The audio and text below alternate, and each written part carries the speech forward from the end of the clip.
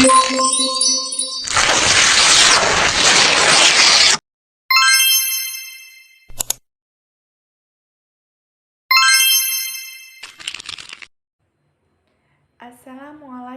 warahmatullahi wabarakatuh. Alhamdulillahirrabbilalamin. Wassalatu wassalamu ala asrofil anbiya'i wal mursalin wa ala alihi wa sahbihi rasulillahi ajmain. Asyhadu an la ilaha illallah wa asyhadu anna Muhammadan abduhu wa rasuluh sallallahu alaihi wasallam la nabiyya ba'da amma ba'du. Pertama dan paling utama sekalinya, marilah kita ucapkan puji dan syukur kita atas kehadiran Allah Subhanahu wa Ta'ala yang telah melimpahkan rahmat dan nikmat beserta karunia-Nya kepada kita semua. Salawat dan junjungan salam tidak lupa pula kita hadiahkan kepada Rasulullah Shallallahu Alaihi Wasallam. Allahumma sholli ala sayyidina Muhammad wa ala ali sayyidina Muhammad. Baiklah, saya Putri Gusti Maharani, NIM 2216050131, ingin memenuhi tugas UTS pengantar studi pemikiran Islam dan materinya yaitu perkembangan modern dalam Islam.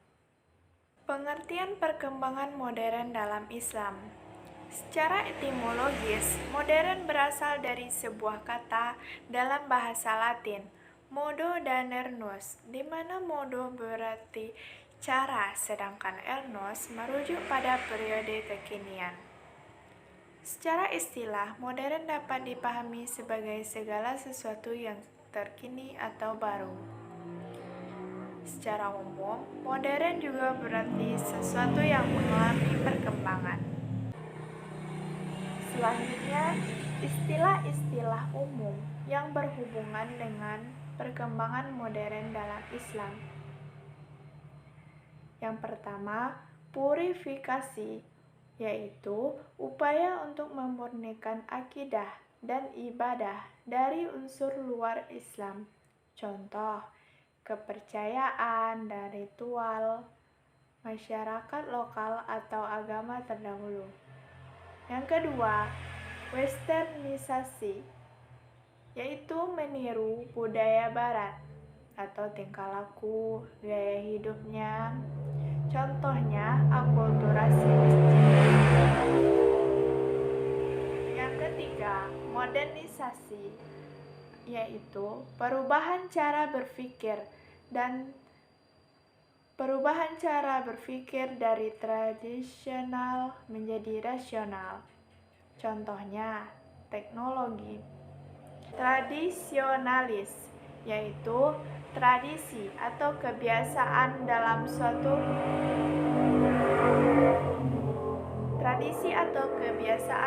suatu kelompok. Contohnya, di desa banyak yang menganut ajaran Nahdlatul Ulama dan intinya itu ajaran dari beberapa kelompok atau lebih yang menganut ajaran dari dalam kelompok itu sendiri. Selanjutnya, latar belakang munculnya Islam modern. Yang pertama, adanya sifat jumud atau stagnan yang telah membuat umat Islam berhenti berpikir dan berusaha. Yang kedua, persatuan di kalangan umat Islam mulai terpecah belah. Yang ketiga, hasil adanya kontak yang terjadi antara dunia Islam dan Barat. Yang keempat, pembaharuan dalam Islam berbeda dengan Renaissance dalam dunia Barat.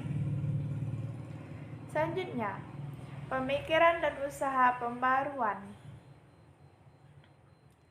Yang pertama, Mesir.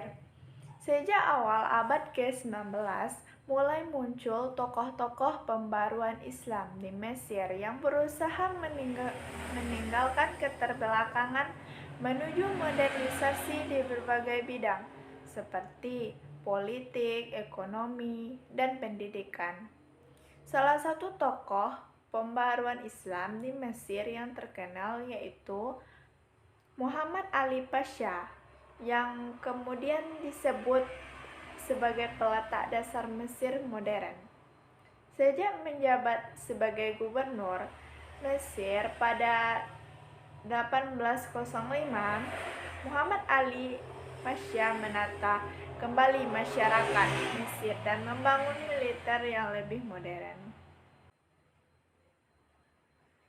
Selain Muhammad Ali Pasha, ada juga Muhammad Abduh, seorang pemikir Muslim dari Mesir yang dikenal sebagai salah satu penggagas gerakan modernisme Islam.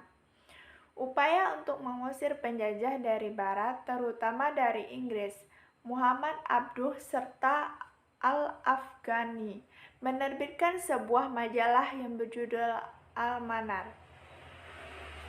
Beberapa tokoh pembaru Islam di Mesir lainnya yaitu Rifa'ah Badawi At-Tahtawi, Jamaluddin Al-Afghani, Muhammad Abduh, Rashid Rida, Ali Mubarak, dan Taha Hussein. Yang kedua, Turki. Sultan Mahmud II pada abad ke-19, raja yang menjadi pelopor pembaruan, diangkat menjadi sultan pada tahun 1807. Ia melakukan pembaharuan di bidang militer dengan membentuk suatu korps tentara baru di tahun 1826 yang diasuh oleh pelatih-pelatih yang dikirim oleh Muhammad Ali Pasha dari Mesir. Pembaharuan di bidang hukum, pendidikan, pemerintahan, dan administrasi. Yang ketiga, India. Ajaran Islam sudah bercampur baur dengan paham dan praktek keagamaan dari Persia, Hindu atau animisme, dan lain-lain. Pintu ijtihad tertutup. Kemajuan kebudayaan dan peradaban Barat telah dapat dirasakan oleh orang-orang India, baik orang Hindu maupun kaum muslimin. Namun, orang Hindulah yang banyak menyerap peradaban Barat, sehingga orang Hindu lebih maju dari orang Islam dan lebih banyak dapat bekerja di kantor Inggris. Terjadi kesenjangan antara Islam dan Hindu di India, memunculkan gerakan pembaharuan dari umat Islam, di antaranya gerakan Mujahidin, dan lahirlah tokoh-tokoh pembaharuan di India seperti Abdul Aziz, Syahid Ahmad Khan, dan lain-lain. Secara umum, mereka menyuarakan persamaan derajat antara umat Muslim India dan umat Hindu di dalam pemerintahan kolonial Inggris. Ia memulai pembaruan dengan menaikkan pajak sebagai sumber pendapatan negaranya. Kemudian, Muhammad Ali juga menciptakan undang-undang pidana pertamanya yang mengubah sistem hukum di Mesir agar lebih bisa memegang kendali atas rakyatnya. Selama memerintah Mesir, ia banyak mendirikan sekolah, salah satunya sekolah kedokteran untuk perempuan pada 1832. Selain sekolah kedokteran, Muhammad Ali Pasha juga mendirikan sekolah militer, sekolah teknik, sekolah ketabiban, dan sekolah penerjemah. Ia juga diketahui mengirim sekitar 300 pelajar Mesir ke Eropa, terutama Paris, untuk menempuh pendidikan. Yang keempat, Pakistan. Muhammad Iqbal merupakan tokoh pembaharu yang memiliki keunikan tersendiri. Hal ini dikarenakan ia bukan hanya seorang tokoh pembaharu, tetapi juga seorang filosof dan penyair yang hebat. Pembaharuan pemikirannya lebih kepada bidang keagamaan dan politik. Adapun pemikiran Muhammad Iqbal sebagai berikut.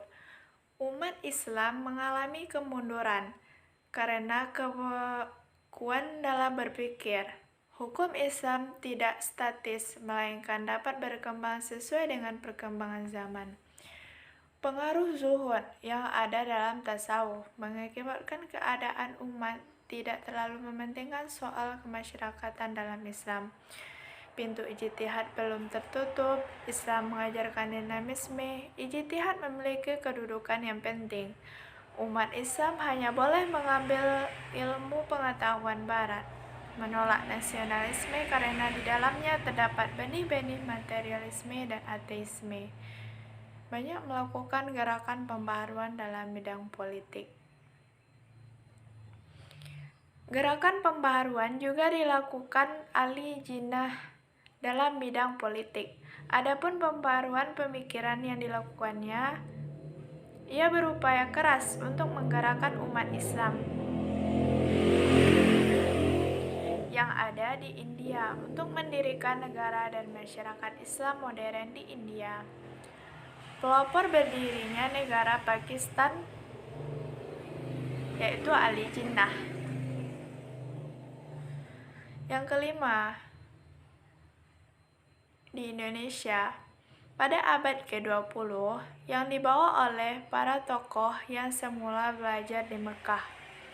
Tokoh-tokoh tersebut antara lain Ahmad Dahlan, itu dari Muhammadiyah, Kiai Haji Hasyim Asy'ari, yaitu bagian Nahdlatul Ulama, Ahmad Surkati, Al-Irsyad, Zamzam, Persis, dan adanya ide-ide di luar Indonesia. Secara umum, alasan berkembangnya Islam di Indonesia adalah respon terhadap kemunduran Islam sebagai agama di Indonesia karena pada praktek-prakteknya yang menyimpang, keterbelakangan para pemeluknya, dan adanya invasi politik, budaya, dan intelektual dari dunia Barat. Dengan berkembangnya gerakan di Indonesia secara umum, abad ke-20 Masehi tersebut, corak gerakan keagamaan dapat dipetakan sebagai berikut. Tradisionalis konservatis, yaitu para golongan orang-orang yang ingin tradisi lokal dan menolak adanya kecenderungan westernisasi atau budaya kebaratan yang mengatasnamakan Islam, yang secara pemahaman dan pengalamannya dapat bertentangan dengan lokal. Para pendukung kelompok ini paling sering atau rata-rata dari kalangan ulama, tarekat, dan penduduk desa. Selanjutnya, reformis modernis. Para golongan yang menegaskan bahwa relevansi Islam untuk semua lapangan baik privat maupun publik. Karena Islam dipandang memiliki karakter yang fleksibel yang dapat menyesuaikan dengan perkembangan zaman. Radikal Puritan, yaitu para golongan yang lebih percaya terhadap penafsiran daripada ide-ide Barat, karena penafsiran dianggap lebih murni Islam, meskipun mereka setuju bahwa Islam fleksibel di tengah arus zaman, tetapi mereka enggan menggunakan kecenderungan kaum modernis. Kelompok ini juga mengkritik pemikiran dan cara-cara implementatif kaum tradisionalis. Mungkin hanya sekian yang dapat saya sampaikan. Apabila ada salah kata, saya mohon maaf. Saya sudahi dengan wabillahi taufiq wa hidayah.